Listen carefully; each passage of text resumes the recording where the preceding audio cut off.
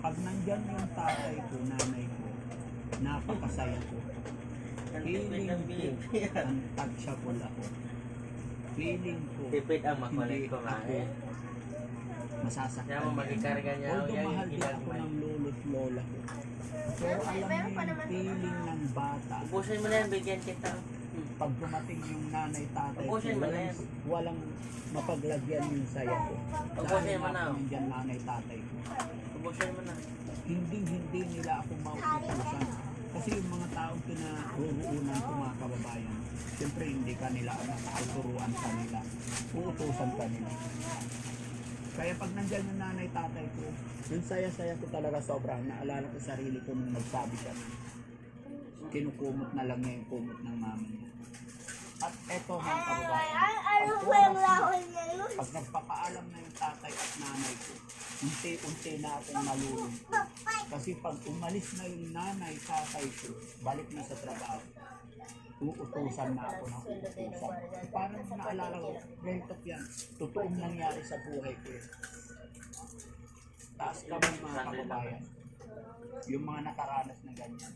Ang saya-saya pag nandyan si nanay, tatay natin. Diba? Tapos pagpaalis na, biglang malulungkot tayo. Nakita ko yung sarili ko sa batang ko. Pero ngayon nandito na ang mama mo, masaya ka na. Gaano kasaya? Very good. Anong pagbabago ni mama ngayon? Nakita mo ang itsura ni mama ngayon. Malinis po siya.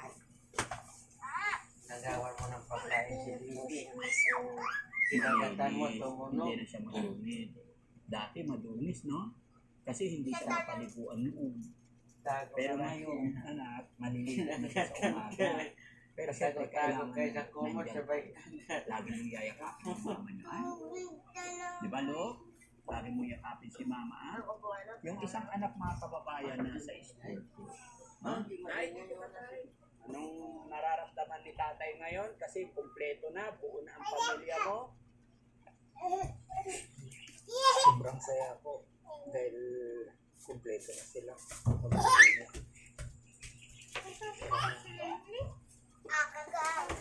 Malaki na po ang improvement ni Charmaine. O, anong pagbabago, anong pagkakaiba nung hindi pa nakuha ng Team Daddy Frankie si Charmaine, tapos ngayon nandito na siya, galing tayo sa pagamutan tayo, anong pagkakaiba po? Malalang mo kayo kapit na po. Saka yung nasabi niyo, naliligo na sa umaga. Hindi na maingay. Hindi Kaya paliguan. na maingay. Dahil malakas. Bigyan mo si ate pati. Kaya. Sa minsan tumatakbo. Pagkagatin mo si ate. Ay, ate, ayan na. Parang ayaw niya mabasa. Pasalamat ako ngayon dahil Ayan, umiyak na si ate. hindi na ako Napakbigyan mo kasi. araw-araw. Masaya ka ba Ayan si tayo? ate, Na kahit umiyak. pa paano unti-unti nakikita natin na gumagaling na siya. Umiyak na si ate. Para naman sikaso ng mga anak. Maalagaan.